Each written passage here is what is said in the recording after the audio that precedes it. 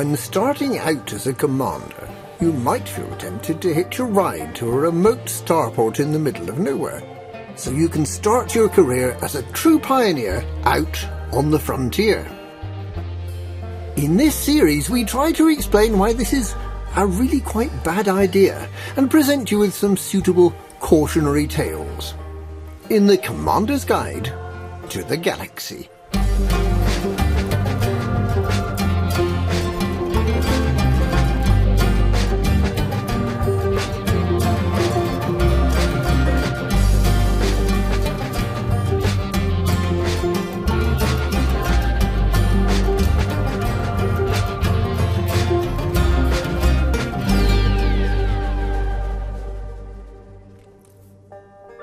In one of their less successful advertising campaigns, Brewer Corporation posed the riddle. What has 14 faces, 24 edges, and 12 vertices? Faced with blank faces from their audience, they hastily added that it also has 8 triangular faces and 6 square faces. And then, with increasing impatience as the target market continued to look collectively confused, they explained that it was a big metal thing in space, 2 kilometres across, with a toast rack on the anti-clockwise end and a docking bay inside.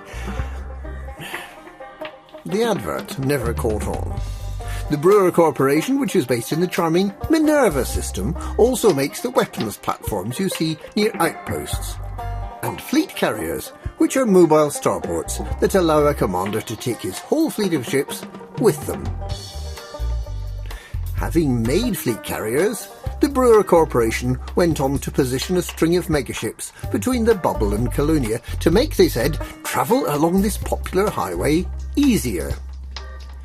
And having made the truck stops, they decided to go a step further and to construct 6 starports, not Coriolis, because they'd given up on geometric riddles, but Acellus starports, fit for the frontier, where communities could grow up away from the hustle and bustle of either the Bubble or Colonia. Enchanted by the rather more successful Brewer advertising campaign that extolled the virtues of living a life in these new starports, our hero, newly graduated Commander Tila Loren, hitched a ride out to the first of these Colonia Bridge starports, the Rice Station at Colonia Bridge 4, in the Pru Iuk WOD B538 system. Things have not been going well. Not having a spaceship, Commander Loren had tried to find missions, of which there were none, to visit settlements or surface bases. He had attempted to become a mercenary, only to find there were no wars, and had discovered that the 2 Apex travel agents between them managed only a single route, between the Rice Station and the Colonia Bridge megaship, and the other way round. He'd given in to the inevitable. He would claim that free Sidewinder everyone was talking about, and would make his fortune as a space pilot. You can't get a ship without doing the whole flight training thing, and when you finish, your Sidewinder is conveniently ready for you at your present station. Commander Loren filed away the knowledge that if he ever needed to call on the free Sidewinder service, the rescue rangers would deposit him here, at the Rice Station, more than 1,000 light years from the Bubble, in a ship with an 8 light year jump range. Now, during the hitchhike trip from the Bubble, Commander Loren had seen lots of discovered new system messages. These mean money if you take them to Universal Cartographics. But it turns out that someone had stolen the discoveries, because they certainly weren't there when Commander Loren tried to cash them in. Perhaps you're not allowed to discover systems when you ride in shotgun, so no little pile of credits to fall back on. But at least there was a paint job for his new Sidewinder. Looking at the list of ships available to buy at the Rice Station, it seemed to Commander Loren that there weren't really any ships designed for long-haul travel. There wasn't a detailed surface scanner either, so unless you could feel happy doing the sort of exploration that involves finding celestial bodies but not mapping them, exploration wasn't really going to be an option. Perhaps with this Sidewinder and an SRV, and with that Maverick suit, finding wrecks and salvaging might be an option. Turns out this system's really neat. And any wrecks there were have been tidied away, nor are there any missions. Well, actually, that's not quite true. The megaship Daneros Serenity has missions. Donation missions. How about mining? Switching to an adder would give just enough room to equip a refinery and make some decent profits. There are pristine rings in the system.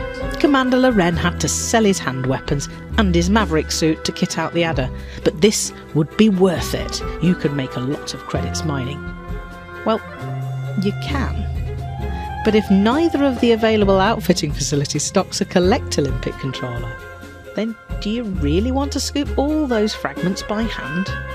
Commander Loren sold all the mining equipment again.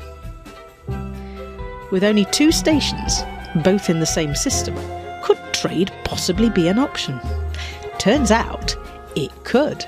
Taking water to the megaship and waste products back to Zerai Station, Loren could make nearly 24,000 credits profit per round trip. This may not have been the most fulfilling life, but as a bio-waste trucker, Commander Loren was finally paying his way. In due course, he could trade up to a... Well, actually, there was nothing to trade up to, unless an E-rated Viper Mark IV is your idea of up. But it was a living. Perhaps one day he'd be able to earn enough credits to complete all those donation missions. But hang on a minute. There are pristine rings. And even though there are no collector limpets for sale, pristine rings means miners. And miners mean pirates. And pirates mean bounties. With this last roll of the dice, could Loren finally come good? Vipers were out of his price range, but an Eagle is a good bounty hunting ship, isn't it? And there were even a few C-grade modules. It might be a bit risky, but nothing ventured. And so it was that Commander Loren, bounty hunter, set sail on a maiden voyage to a low-activity resource extraction site, or RES, only to discover that all the ships here are law-abiding miners, not a bounty between them. I know it looks like they're shooting, but really all they're doing is lasering minerals. So let's up the stakes a bit further and drop right in at a high res. This surely must be make or break time. And there they are. The police are shooting that poor, innocent, wanted Eagle, Twilight Sparkle. A bit too efficiently, Commander Loren fails to get a single shot in before Twilight Sparkle gets sent to Pony Heaven. A Deadly Asp Explorer. Is that a good match for an E-rated Eagle flown by a complete novice with a harmless rating? Of course it is, if you have a couple of police Vipers to do all the heavy lifting for you. Work smarter, not harder, right?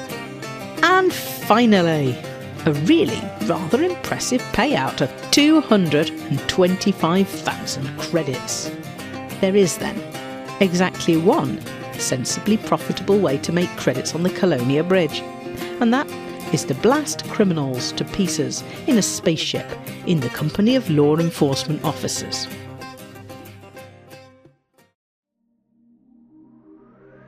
What will happen next to our hero? Will Commander Tilo Loren become insanely wealthy with nothing to spend his credits on?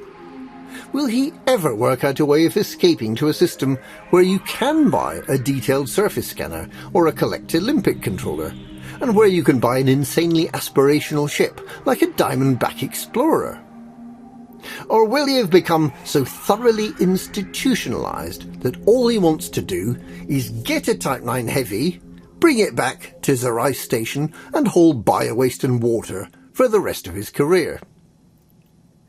If you think you can bear the excitement, tune in next time for the next exciting adventure of the Commander's Guide to the Galaxy.